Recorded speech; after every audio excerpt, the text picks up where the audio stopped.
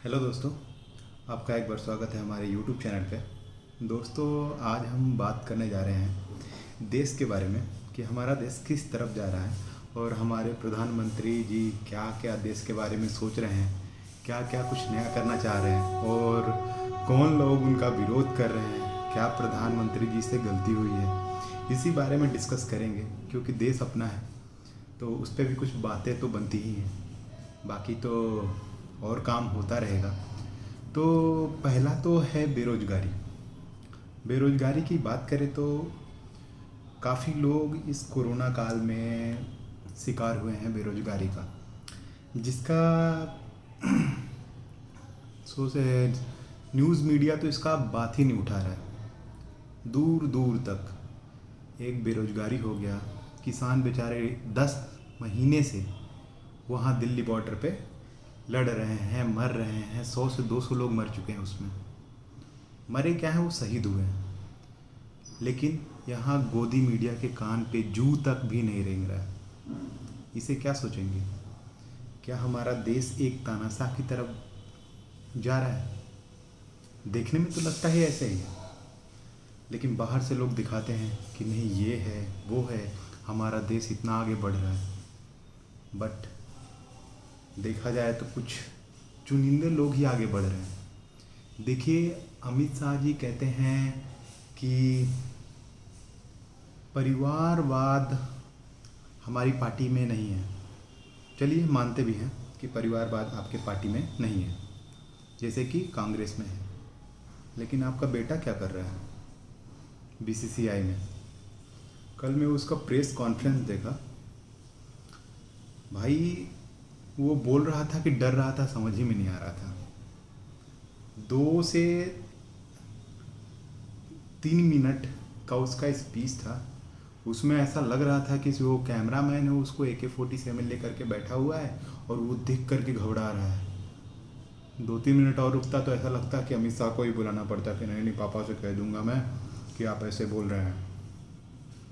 तो छोड़िए वो सब बातों को, वो सब बात तो मजाक की बातें हैं। और दूसरा बात, हम आजकल ज़्यादातर अफ़गानिस्तान, पाकिस्तान, ये सब कंट्री के बारे में बात कर रहे हैं। लेकिन हम ये नहीं देख रहे हैं कि हमारे कंट्री में भी एक ऐसा सिचुएशन क्रिएट होता जा रहा है।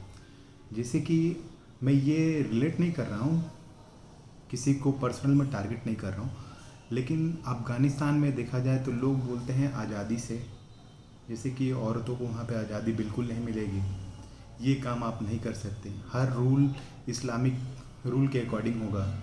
वैसे ही यहाँ पे अगर कोई भी बंदा अभी फिर जो मौजूदा गवर्नमेंट है उसके बारे में आकर के कोई भी सोशल मीडिया पे आकर के बोले तो कई लोग तो आकर के अपना सुंदर सुंदर विचार कमेंट बॉक्स में रख देते हैं। तो इससे भी काफ़ी लोग डरे रहते हैं। बाकी सब जहाँ हार मान जाते हैं, जहाँ ये इनको लगता है कि अब कुछ नहीं हो पाएगा, वहाँ पे एक नारा सोच लिए हैं, जय श्री राम। अरे भाई, भगवान को तो छोड़ दो, भगवान तो अपने जगह पे हैं, उनको अभी पॉलिटिक्स में घुसा करके मजे लो। देश इतने बुरे से बुरे दौर में गुजर रहा है। कई बार प्रधानमंत्री आकर के अपने PM केयर फंड के बारे में देश से चर्चा कर रहे हैं। चर्चा इस बात की नहीं कर रहे हैं कि PM केयर फंड में कितना रुपए है, इस बात के लिए कर रहे हैं कि ये हमारा लिंक है, इसमें आप पैसा डाल दीजिए, हम अपने देश को सेवा करेंगे। लेकिन वही बात अगर आप कुछ दिन बाद पूछेंगे कि PM केयर फंड कहाँ है, मोदी जी चुप। कहाँ है भाई, बता ही दीजिए। नहीं बताएंगे।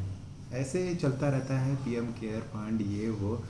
अब मैं आपको बता दूं, जिस दिन ये गवर्नमेंट गई, नई गवर्नमेंट आई, तो मान लीजिएगा बड़ा सा बड़ा घोटाला खुल के आएगा। पहला घोटाला तो इनका अभी खुल गया है। आप अभी BBC में देख रहे होंगे, उसमें बिहार का ही केस सामने आया है PM आवास योजना के बारे में। कोई बिहार का एक गांव है, मैं कल ही न्यूज़ में देख रहा था, तो BBC वालों ने काफ़ी अच्छी तरीके से कवर किया और उसको काफ़ी फोकस में रखा था।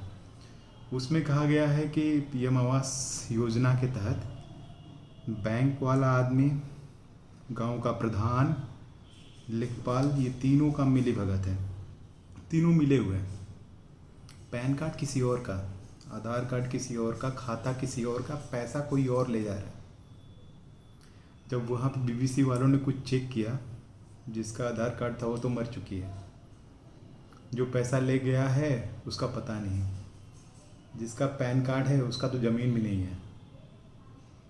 और ये सब तीनों चीज़ अलग अलग होने के बावजूद भी बैंक वाले ने अकाउंट कैसे खोल दिया?